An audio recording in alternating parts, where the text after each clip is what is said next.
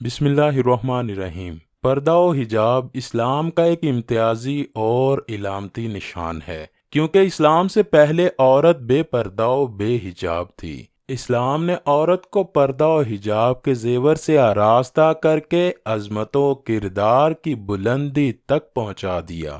لیکن اکثر ہمارے ذہنوں میں یہ سوال پیدا ہوتا ہے کہ عورت کو آخر پردے کا حکم کیوں دیا گیا؟ وہ کون سا ایسا واقعہ پیش آیا کہ اللہ پاک نے مسلمان عورتوں کو پردہ کرنے کے لیے آیات نازل فرما دیں؟ نبی کریم کی بعثت سے لے کر 14 سال تک کیوں پردہ و حجاب کی ضرورت نہ پڑی؟ حضور صلی اللہ علیہ وآلہ وسلم کی بعثت سے پہلے جبکہ انسانیت دم توڑ رہی تھی، فحاشی و بے حیائی اور جنسی انارکی بھی عروج پر تھی، پردے کا ماحول بالکل ختم ہوتا جا رہا تھا، سوائے عرب کے کچھ شریف خاندانوں کے جو اس آوارگی سے دور تھے اور اس کو معیوب سمجھتے تھے۔ لیکن اکثریت فحاشی اور بے حیائی کے اس سیلاب میں بہتی جا رہی تھی، اور یہ بے حیائی اس حد تک بڑھ رہی تھی کہ عورتیں بے شرمی کے ساتھ بلا جھجک اجنبی مردوں کے ساتھ بازاروں اور گلی کوچوں میں بے پردہ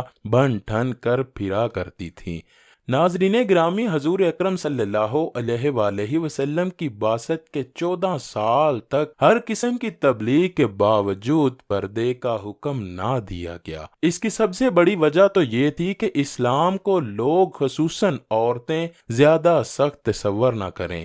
مسلمان مکہ سے مدینہ ہجرت کرتے ہیں اور یہاں پر حضور اکرم صلی اللہ علیہ وآلہ وسلم کی شادی پر ایک ایسا واقعہ پیش آتا ہے کہ جس پر اللہ پاک خود پردے کے بارے میں آیت نازل فرما دیتا ہے۔ وہ واقعہ کچھ یوں ہے کہ حضرت زینب بنت جہش رضی اللہ تعالی عنہا کے والد کا نام جہش بن ریاب تھا، جو کہ قبیلہ بنو اسد کے چشم و چراغ تھے۔ آپ کی والدہ کا نام امیمہ بنت حضرت عبد المطلب تھا، یعنی آپ فخر الزماں سرور کائنات حضرت محمد صلی اللہ علیہ وآلہ وسلم کی پھوپھیزاد بہن تھیں۔ حضرت زینب بعثت سے 10 سال پہلے نبی کریم صلی اللہ علیہ وآلہ وسلم کی پھوپھی امیمہ بنت حضرت عبد المطلب کے گھر پیدا ہوئیں۔ پیدائش پر آپ کا نام برہ رکھا گیا، لیکن جب آپ ایمان لے آئیں تو نبی کریم نے آپ کا نام زینب رکھا اور آپ نے نبی کریم کے سایہ شفقت میں تعلیم و تربیت حاصل کی۔ حضرت زینب بنت جہش نہایت پرہیزگار، دیندار، راست گوئی، صدقہ دینے اور اپنے عزیز و اقارب کا خیال رکھنے والی خاتون تھیں۔ جب آپ جوان ہوئی تو نبی کریم نے آپ کا نکاح اپنے منہ بولے بیٹے حضرت زید رضی اللہ تعالیٰ عنہ سے طے فرما دیا، لیکن یہ شادی زیادہ دیر نہ چل سکی اور صرف 1 سال بعد حضور کے منہ بولے بیٹے حضرت زید حضور اکرم کے پاس حاضر ہوئے اور عرض کی، یا رسول اللہ، مزید یہ نکاح نہیں چل سکتا، ہم دونوں کی طبیعت بالکل جدا ہے۔ اللہ پاک قرآن میں اس کو یوں فرماتا ہے،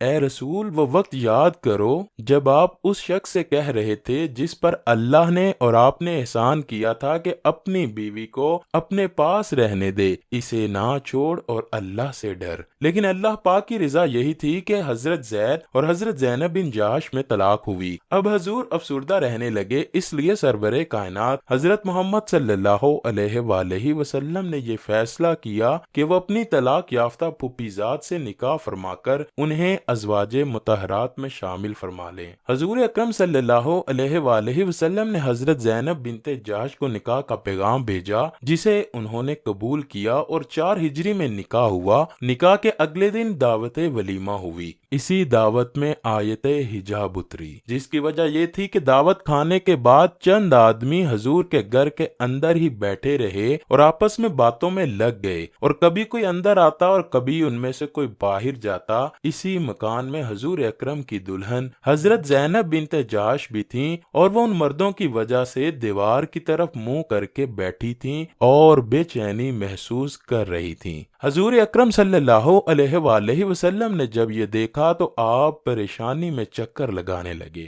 حضور کے بار بار چکر لگانے کی وجہ سے ان مردوں میں سے کچھ تو اٹھ کر چلے گئے، لیکن کچھ پھر بھی بیٹھے رہے۔ ناظرین گرامی، یہ یاد رہے کہ یہ سب باتیں اللہ پاک نے قرآن میں خود اتاری ہیں، جنہیں آپ کو اس واقعے کے بعد پیش کیا جائے گا۔ چنانچہ نبی کریم نے محسوس کیا کہ یہ چند مرد بلا اجازت اندر باہر آ جا رہے ہیں، اور کچھ تو کھانا کھا کر بھی بحث میں پڑے ہیں اور اپنے گھروں کو نہیں جا رہے۔ رات کافی گزر گئی تھی اور حضرت زینب نئی نویلی دلہن کی طرح نیا جوڑا پہنے ان مردوں کی وجہ سے دیوار کی طرف منہ کر کے بیٹھی ہیں۔ آپ صلی اللہ علیہ وآلہ وسلم یہ دیکھ کر کچھ دیر کے لیے خاموش بیٹھ گئے، اور پھر آپ نے فرمایا کہ مجھ پر وہی نازل ہوئی ہے جس کے الفاظ یوں ہیں: اے ایمان والو، نبی کے گھروں پر مت جایا کرو مگر جس وقت تم کو کھانے کے لیے اجازت دی جائے، اسی طور پر کہ تم اسی کی تیاری کے منتظر نہ رہو، لیکن جب تم کو بلایا جائے تب جایا کرو، پھر جب کھانا کھا چکو تو اٹھ کر چلے جایا کرو، اور باتوں میں جی لگا کر مت بیٹھے رہو، اس بات سے نبی کو ناگواری پیدا ہوتی ہے، سو